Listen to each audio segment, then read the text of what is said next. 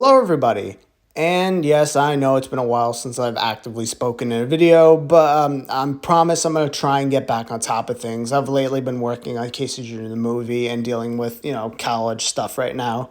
So I haven't been really focusing on making too many videos, but I'm going to try making videos in between when I have time. So this video, we're going to be talking about the stuff that I've experienced during Tweetsie's Heritage Weekend 2024. Before this video officially starts, I'm going to have to point out something. I decided to go up there with my dad, and my dad had recently recovered from surgery. I'm not going to get into that. Try to put it shortly, he was having issues with his heart, and I'm obviously not going to get into that in this video. But basically, he was recovering still, and he felt like this going up to the mountains with me would help him to stretch his legs and get back into the game. So he had gone up there with me. And the first thing I did when we got there is we hiked all the way up the hill to the trestles so that we could go film the train. And my dad was just like trailing behind me as I was dragging him up the hill to go and try to catch the train. Even though they tell you to like not film near the trestle, even though they wrote it under the Sunday section only and they never written under the Saturday section. I'm not saying I'm exploiting loopholes here, but I'm definitely exploiting loopholes. If someone tells you to not film somewhere, don't do that. But I obviously did that because I knew I was going to be dragging my dad around the whole time, and he wasn't going to want to stay till like 6 o'clock when the evening photo charter was happening. So I knew I had to hurry up and get things done before he eventually wanted to go home. So we went ahead, I filmed the train going over the bridge, and we went ahead and we went inside. And obviously, by the time I had gotten up there with my dad, the first train had already came back. So it was at the station again, and obviously all of the other foamers and myself were all lined up getting ready for the second train to pull out. And then the train starts ringing its bell, starts getting ready to take off, and everyone scatters for their cameras. And my dad just starts hysterical laughing at everyone just scattering to go get to their camera. And I'm just running, trying to find a place to go and start filming. My dad's just hysterical laughing at all of us. And I'm like, oh my God. Even I think it's kind of funny.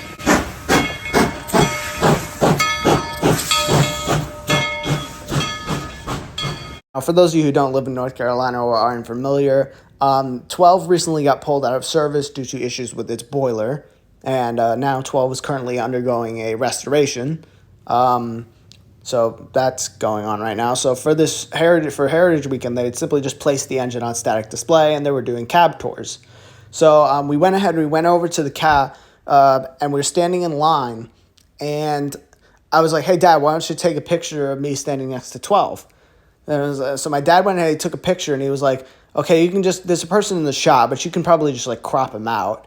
And I was like, okay. And then later when we were eating dinner together in a hibachi place, I looked at the photo and I'm like, Dad, there is no way that I can crop that out. You can literally see his Hanes underwear hanging out. And I'm like, Dad, there's no way I can crop that out. And me and my dad just both started laughing. The guy with his freaking Hanes underwear. I did go ahead into Adobe and tried to crop him out, but it does not look right. 12 is now 420. that just doesn't look right.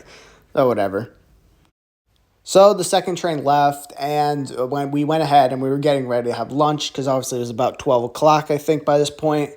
And I went, and my dad was waiting in line, and I said to my dad, I'm going to go to the bathroom. So I went ahead, went to the bathroom, and I was like, that third train or second train is going to be coming back anytime soon. So I decided to just rush over there to go see if I could catch the train coming back. So I went ahead and I got ready to film the train, and then this happened.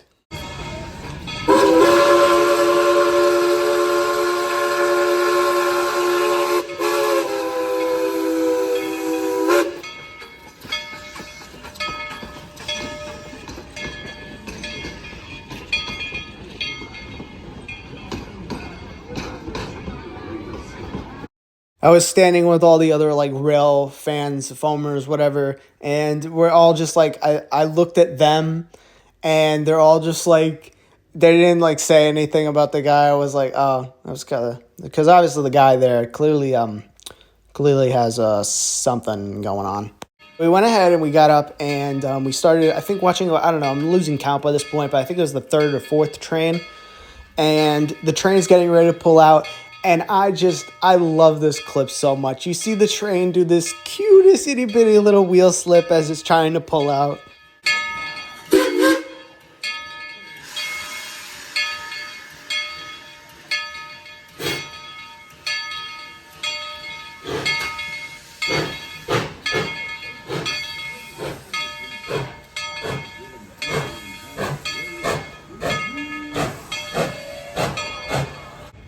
So yeah, that video was kind of cool. Later on, we decided to stand on top of that little stage platform that they had for filming. And I don't know what it is, but I have not gotten the shots right. Every single time, something has gotten in the way. Last time when it was 4th of July, I wiped my finger in the shot.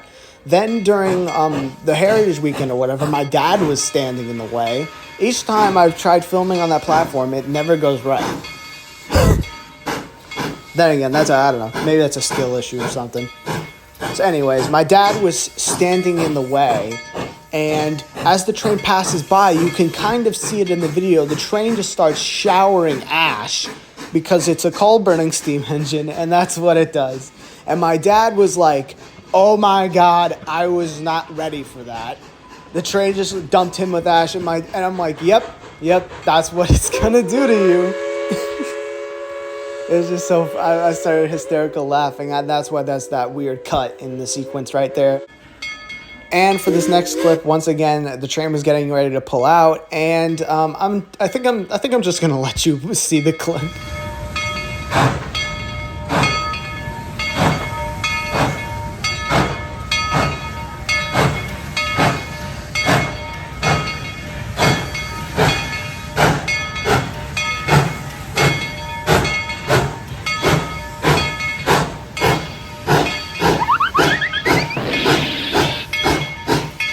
You lost your shoe there, man. So later on, me and my dad, after watching the presentation for the Shenandoah, we went ahead and we got onto the train. And let me tell you something. After they started going uphill, and I think I've never heard a train. I've never actually in person heard a train work this hard before. The echo in this video, it was amazing.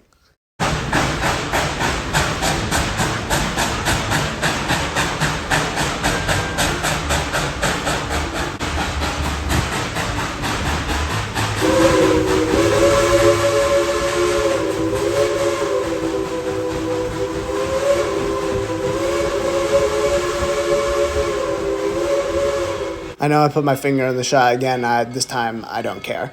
In fact, I usually just don't care. In fact, that kind of applies for this next clip. I remember later on, me and my dad were going ahead and we're starting to get ready to wrap up the day. And I wanted to go watch the train from the crossing right outside the station. But my dad, by this point, was getting pretty exhausted with all of the walking around. And I was like, they got benches over there. And my dad was like, benches? And I'm like, yep, they got benches over there. And I started laughing. And I was like, Dad, I feel like I'm luring a child with candy. There's benches over there. And me and my dad were both laughing. He went ahead, he sat down on a bench, but he ended up getting up, obviously, when the train started coming through. And once again, I do love this clip that I got.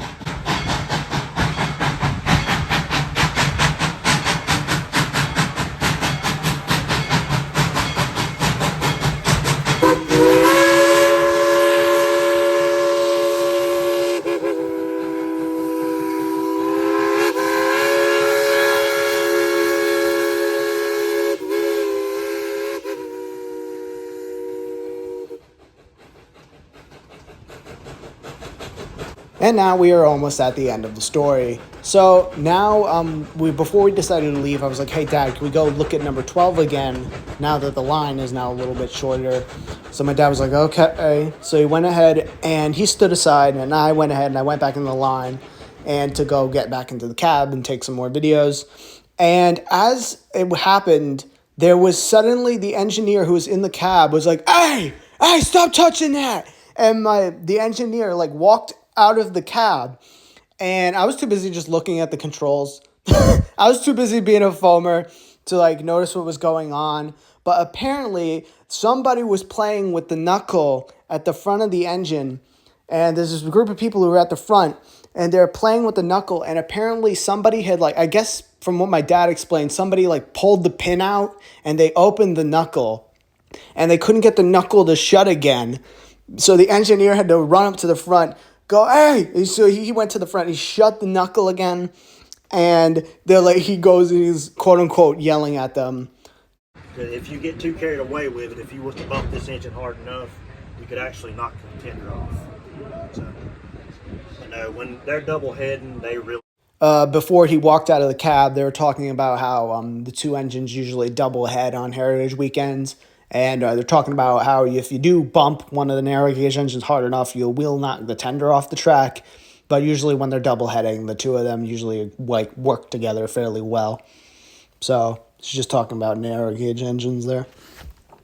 So anyway, he goes up to the front, and the people behind me are like, I think that guy just went up there to go yell at that guy. And so the engineer went ahead, he comes back, and he's like, I'm sorry. So I didn't mean for that to happen. I know. And he's like, he knows you shouldn't be playing with that. But apparently it was so kind of funny afterward, because like me and my dad both had like two different perspectives. So yeah, that second cab tour is kind of funny way to end it. Also, a kid said this in the cab. Number 611.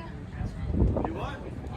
Are you saying this engine burns the coal junction western number 611? And it was kind of like, duh, why on earth would the 611's in Virginia, the Tweetsie number 12's in North Carolina? I doubt they'd use the same coal.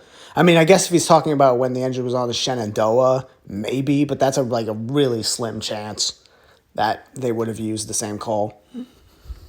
I remember I was talking to the engineer, and I had my book with that has 9 and 10 in the book, and I was looking at 12, and I noticed that they actually like took out the front window on 12, and apparently the reason they did that is because when they put the water ejector in, and I think they took out the crosshead, they had to take it out because if they just left it there, the glass in the window would have shattered if they had just tried piping water that way. And I was like, huh. And I was like, that's kind of interesting. So yeah, that about brings us to the end of this video. Thank you all for watching, and goodbye.